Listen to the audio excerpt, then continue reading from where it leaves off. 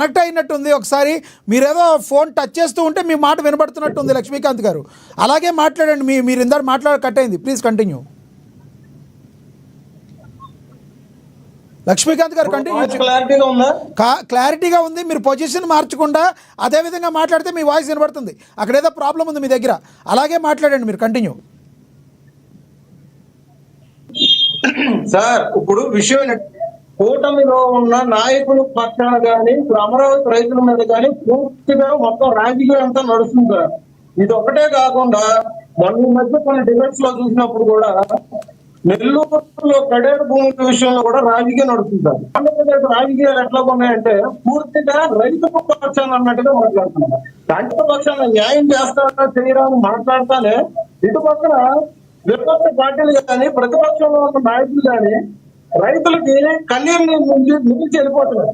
ఇక్కడ పూర్తిగా మీకు ఒక విషయం గుర్తుపెట్టుకోవాలి. గత ప్రభుత్వం లాగా ఈ ప్రభుత్వం అయితే లేదు.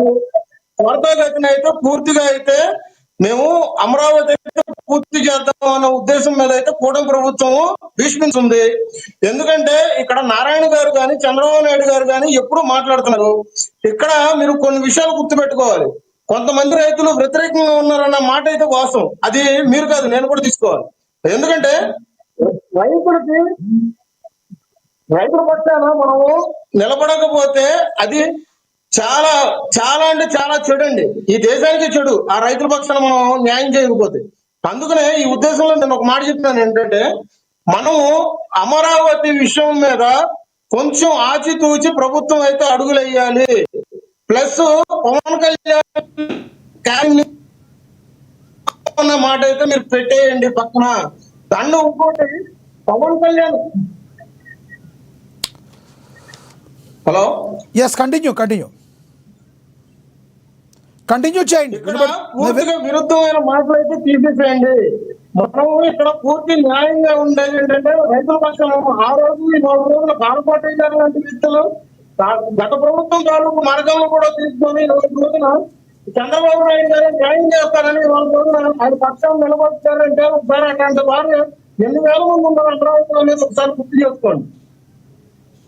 అండ్ ఇక్కడ ఇంకో విషయం అండి, గత ప్రభుత్వము అసలు అమరావతి ఊసేలేదు. అమరావతి రాజధాని ఉంటే బాగుంటుందని తాడేపల్లిలో ప్యాలెస్ కట్టుకున్న వ్యక్తి వాళ్ళ రోజున అమరావతి ఊసి లేకుండా ఇవాళ రోజున 3 రాజధానులు అని చెప్పేసి తెర మీదకి తీసుకొచ్చి ఆ 3 రాజధానులు కూడా నిర్మించకుండా ఇవాళ రోజున మళ్ళీ అమరావతి మీద దుమ్మెత్తిపోవడానికి మళ్ళీ కూటమి మీద విష ప్రయత్నం అయితే చేస్తున్నారు. అది మీరు గుర్తుపెట్టుకోవాలి.